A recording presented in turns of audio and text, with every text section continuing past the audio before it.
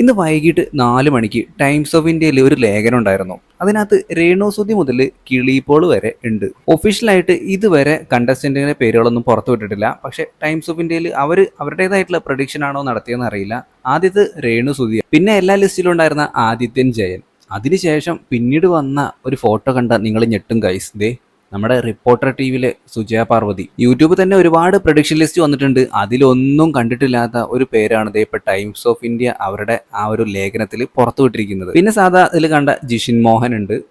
അതിനുശേഷം ഏറ്റവും ലാസ്റ്റ് ആയിട്ടാണ് അവർ ആ ഒരു ലേഖനത്തിൽ കിളിപോളിന്റെ കാര്യം പറഞ്ഞിട്ടുള്ളത്. പുള്ളിക്കാരനെ എല്ലാവർക്കും അറിയാമല്ലോ. ബിഗ് ബോസ് സീസൺ 7 മലയാളത്തിൽ പുള്ളിക്കാരനെ കണ്ടസ്റ്റന്റ് ആയിട്ട് കൊണ്ടുവരാനുള്ള ചാൻസ് കുറവാണെന്ന് ഞാൻ പറയുള്ളൂ. കാരണം പുള്ളിക്കാരൻ മലയാളം കാര്യങ്ങളൊക്കെ അറിയോ. എന്തായാലും ഒന്നും കൺഫേം ആയിട്ടില്ല. ജസ്റ്റ് അവരുടെ ലേഖനത്തിൽ ഒരു പ്രഡിക്ഷൻ പോലെ അവരുടേതായിട്ടുള്ള ഒരു സംഭവം ഇറക്കിയിരിക്കുകയാണെന്ന് തോന്നുന്നത്. കിളിപോൾ ഈ ഒരു ബിഗ് ബോസ് സീസൺ 7 വരുന്നതിനെ പറ്റിയിട്ട് നിങ്ങളുടെ അഭിപ്രായങ്ങൾ കമന്റ് ആയിട്ട് രേഖപ്പെടുത്താൻ മറക്കണ്ട. കൂടുതൽ ബിഗ് ബോസ് അപ്ഡേറ്റുകളുമായിട്ട് നമുക്ക് വീണ്ടും കാണാം. അതിനു മുമ്പ് ചാനൽ ഇപ്പൊ തന്നെ സബ്സ്ക്രൈബ് ചെയ്ത് വെച്ചേക്കാം.